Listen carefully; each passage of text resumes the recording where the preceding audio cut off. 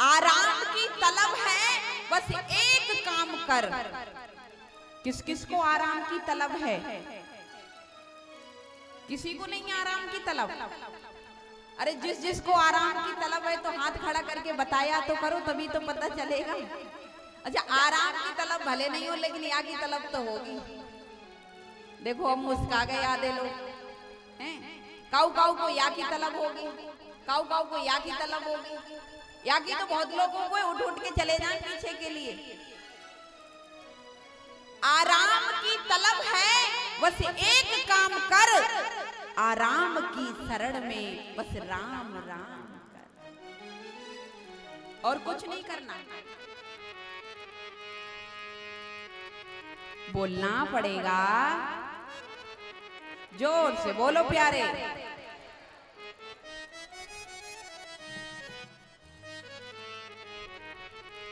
कल हम और आप भगवान गिरिराज भगवान के लिए 56 प्रकार के व्यंजन बना करके लाए।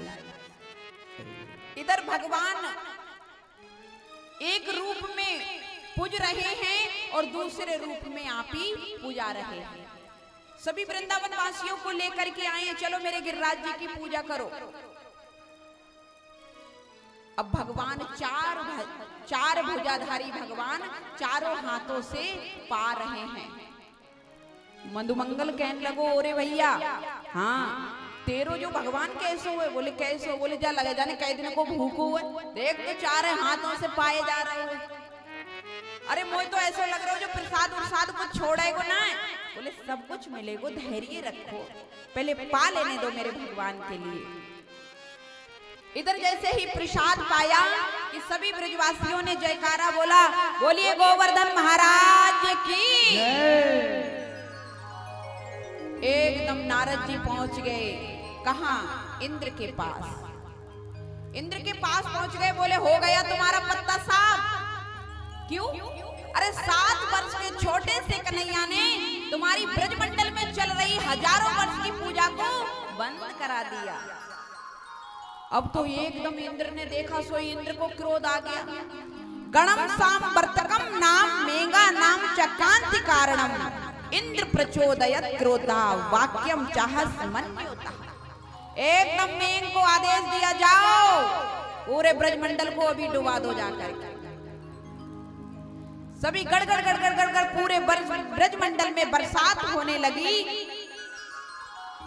जितने ब्रजवासी भोग लगा के अपनी अपनी थाली लेके बैठे भगवान को कीर्तन कर रहे थे, गिरिराज शरण में तो तेरी शरण, गिरिराज धरण में तो तेरी शरण। जैसे ही भजन कर रहे थे सभी ब्रजवासी दौड़े दौड़े गए, ओरे भैया बचाइए, लाला बचाइए। कहा भयो तो ना मालूम, देख तो इंद्र क्रोधित हो गए हो, जो कितनी वर्षा कर रहा हो, तो हमको डुबा देगा। प्यारे, आज तक जितनी भी कथाएं करी हैं, 114वीं कथा है मेरी। वैसे 115वीं होने वाली थी, लेकिन एक कथा किसी कारण डिले हो गई। जब गोवर्धन की पूजा हुई होगी, उसके बाद में दूसरे दिन बरसात चाहे 4 बूंदें पड़ी होंगी, लेकिन निश्चय पड़ी होंगी। और देखो प्रैक्टिकल है आपकी यहाँ का भी, हाँ जी या ना जी? समझ लो आपकी कथा सार्थक हो गई, आपका पूजन सार्थक हो गया, क्योंकि पूजा में वो सामर्थ्य है जो इंद्र को क्रोध तुमने उत्पन्न करा दिया। इंद्र ने कितने दिन से बरसात नहीं हो रही थी भैया। राजस्थान की गर्मी की तो बात ही कुछ अलग है, हिस्ट्री में भी फेमस है राजस्थान की तो गर्मी, हाँ जी या ना जी? तो वही देखो इंद्र इतना क्रोधित हो गया तुम्हारी पूजा से कि देखो बरसात करने लगा, डुबाने का इंतजाम कर रहा है। अब ब्रजवासी सभी गए, लाला भैया बचाइए बचाइए। काहे से बचाओ मैं? अरे देख तो कैसे बादल गड़गड़ा रहे हैं, भैया डुबा देंगे। कन्हैया कहने लगे, काहे को चिंता कर रहे हो, ऐसो करो तुम सब आ जाओ। एकदम मेरे 7 वर्ष के छोटे से कन्हैया ने गिरिराज जी को अपनी उकन्नी उंगली के नख पे धारण कर लिया।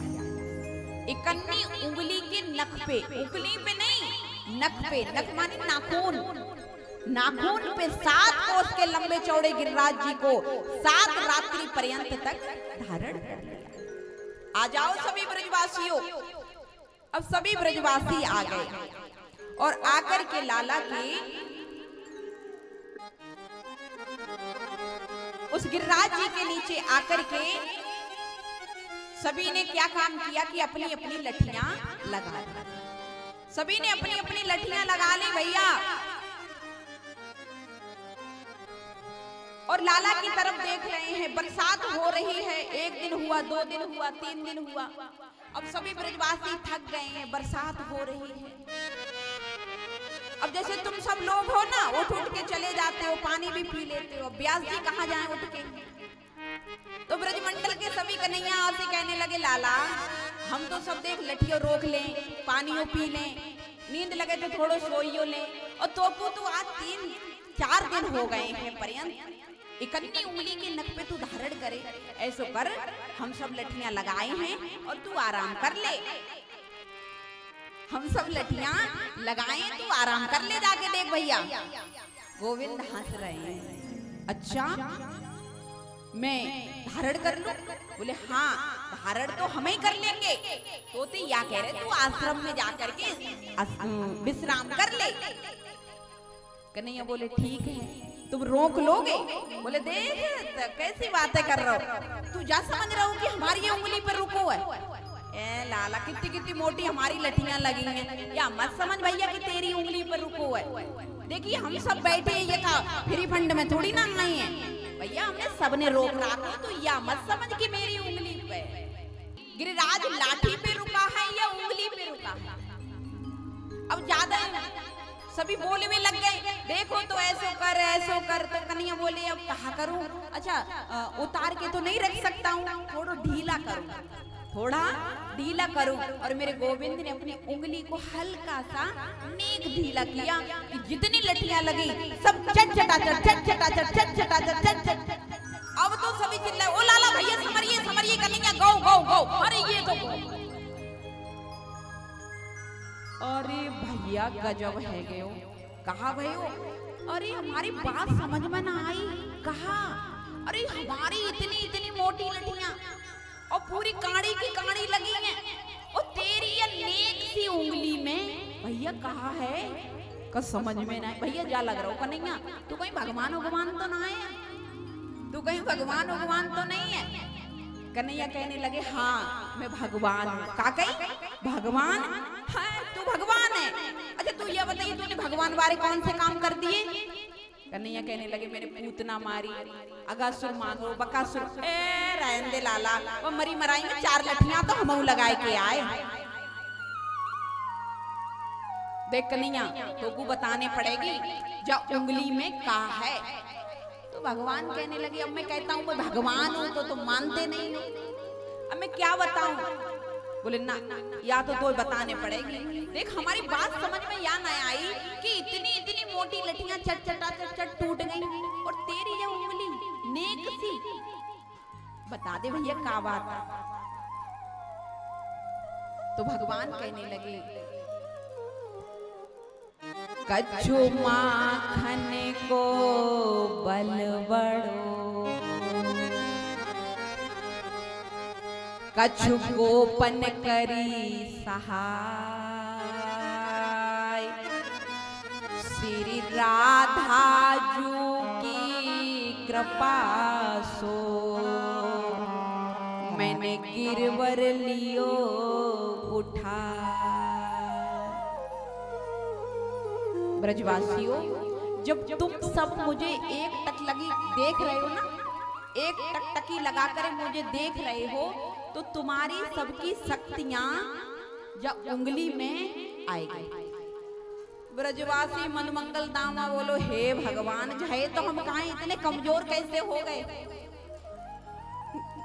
इतने कमजोर कैसे हो गए हम? जाए तो समझ में ना आ रही बात। सोई तो कहां हम कि हमारी सारी शक्ति चली कहां गई? और जो नेक सो छोरा उंगली पर टांगे हमारी शक्ति तुमने ले ली। अरे कन्हैया अब तक तो तू माखन चुरा तो डोल तो, अब हमारी शक्तियों चुराई भी लग गए हो। कब छोड़ेगो ना छोड़ेगो? भगवान कहने लगे कितने भोले हैं सभी ब्रजवासी,